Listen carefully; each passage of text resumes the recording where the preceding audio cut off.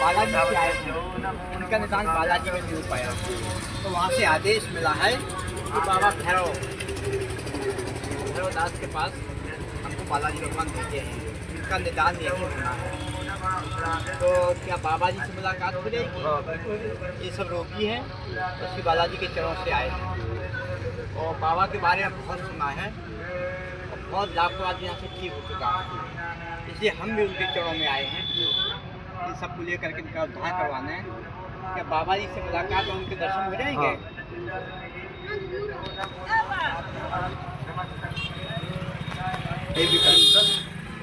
ये मार्ग है, हाँ, सेक्टर नंबर 6, ठीक ही नागवासुकी मंदिर के पीछे जो है इंटरलॉक रोड के बगल जो है लगा हुआ है भैरव मंदिर। चुके हैं, मिर्गी है, यहाँ पे कैंसर तक की जितनी हमारे समाज के लिए जहर उगल रहे हैं, हमारी बेटियों पर कुदृष्टि डाल रहे हैं, इन सब कांटों और धर्म का उत्थान हो। आशीर्वाद कल्याण महाराज जी, हम बालाजी से आए हैं और इन रोगियों को लेके आए हैं। बालाजी ने यहाँ भैरव बाबा के दरबार में भेजा है, इनका निदान वहाँ नहीं हो पाया है, कि आपके चरणों में भेजा है। अब इनको आप देखें, बड़ा नाम सुना आपका और हमारा तो कोई नाम नहीं है। हम एक गरीब ब्राह्मण के लड़के हैं, तारापीठ पश्चिम बंगाल में। आपकी जो बिटिया बैठी है, इन्हें साधारण मत समझो। ये लड़की साधारण नहीं, लड़की साधारण है किसी की, लेकिन वर्तमान समय में यह हमारी बेटी है और इसके अंग पर जिनके द्वारा इस लड़की का जीवन वो बर्बाद करना चाहे, वही माँ आज इस लड़की की रक्षक हैं और शायद इनके द्वारा पूरी समाज की रक्षा होगी। आज कुंवारी कन्याओं के साथ अनाचार, दुराचार, पापाचार हो रहा है और इस पाप को हटाने के लिए भैरव बाबा की कृपा है, स्मशान देवता की कृपा है, माता तारा की कृपा है और माता रानी की कृपा है। बालाजी ने इन्हें समाज से पाप को दूर करने के लिए हमारे पास भेजा है, न कि ठीक होने के लिए। मैं ठीक करने की सामर्थ्य कहाँ रखता हूँ, ये इनकी कृपा है और आगे जो होगा अच्छा होगा, अति उत्तम होगा।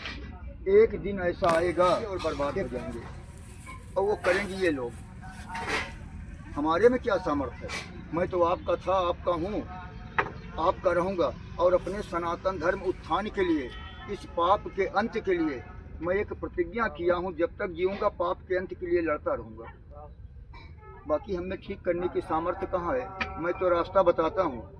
जो हमारे बताए मार्ग पर चलते हैं वो नाना प्रकार का सुख करते हैं और जो मेरे बताने के बाद भी मदिरा पान मांसाहार या परनारी पर कुदृष्टि रखते हैं, वो जाने, उनका काम जाने। मैं श्राप तो नहीं दे सकता, लेकिन ये कहूँगा कि आज भी हमारे सनातन धर्म में राक्षस के रूप में हैं और हमारे समाज का खून चूस रहे हैं, धर्म को बर्बाद कर रहे हैं। मेरा जो कार्य है मैं कर रहा हूँ, मैं भला ठीक करने की सामर्थ्य कहाँ रखता हूँ। जय भैरव बाबा की जय। कल्याण ये जीवन में मिली ही नहीं कि आज मैं अपने समाज के काम आ रहा हूँ, अपने सनातन धर्म के काम आ रहा हूँ। अपना भी नाम हो रहा है इनकी कृपा से, आपकी कृपा से, और साथ साथ ब्राह्मण समाज और हिंदू समाज का नाम हो रहा है। अगर आज हम एक जाति पात भूल करके केवल एक नारा पे आ जाएं, सत्य सनातन धर्म की जय, हिंदू समाज की जय, तो मंगल ही मंगल हो जाए, अमंगल चला जाए।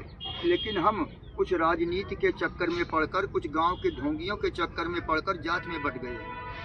मैं नहीं मानता, ब्रह्मदेव ने केवल मानव बना के भेजा है, मुझे सनातनी बना के भेजा है। हम सनातन धर्म मानने वाले थे, हैं और रहेंगे।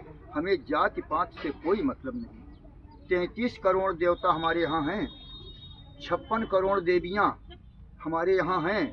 इन देवियों को भूलकर हम ओझा सोखा तांत्रिक के चक्कर में पड़ते हैं।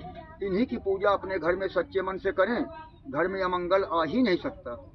लेकिन हम अपने धन का भी व्यय कर रहे हैं, अपनी इज्जत को भी बर्बाद कर रहे हैं, रात दिन उनके पीछे भटक रहे हैं, उनका गुलाम बन रहे हैं। क्यों ऐसा कर रहे हैं? यानी हमारी आस्था हमारे भगवान पर नहीं है। अरे जो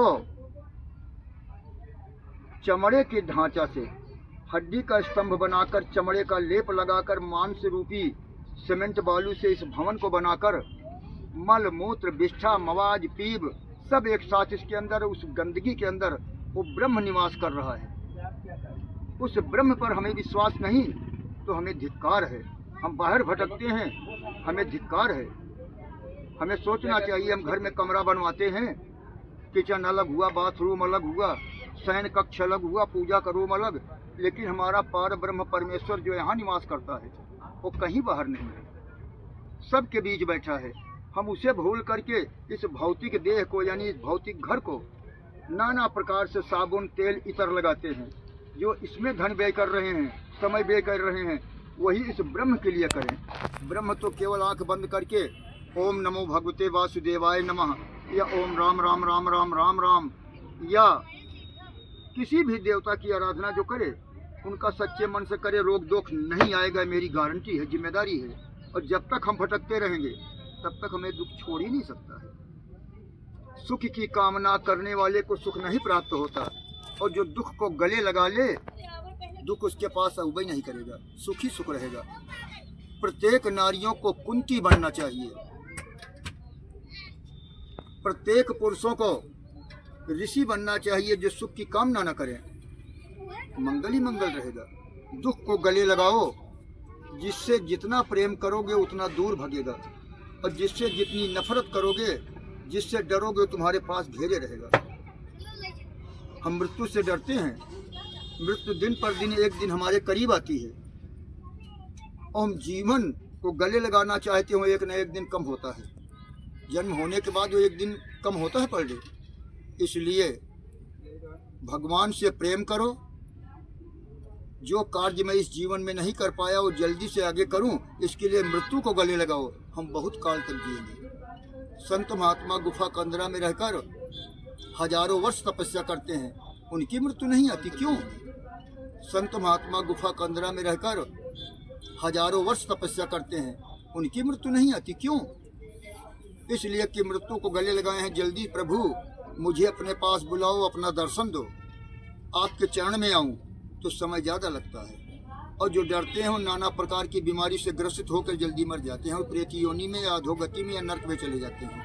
मैं समस्त सनातन धर्म मानने वालों से, समस्त भैरव भक्तों से, समस्त कृष्ण भक्तों से, राम भक्तों से ये निवेदन करूंगा, आप सुख का परित्याग कर दुख को गले लगाकर प्रभु के कमल रूपी चरणों में अपने तन मन को अर्पित कर दो, आपको प्रभु का धाम प्राप्त होगा।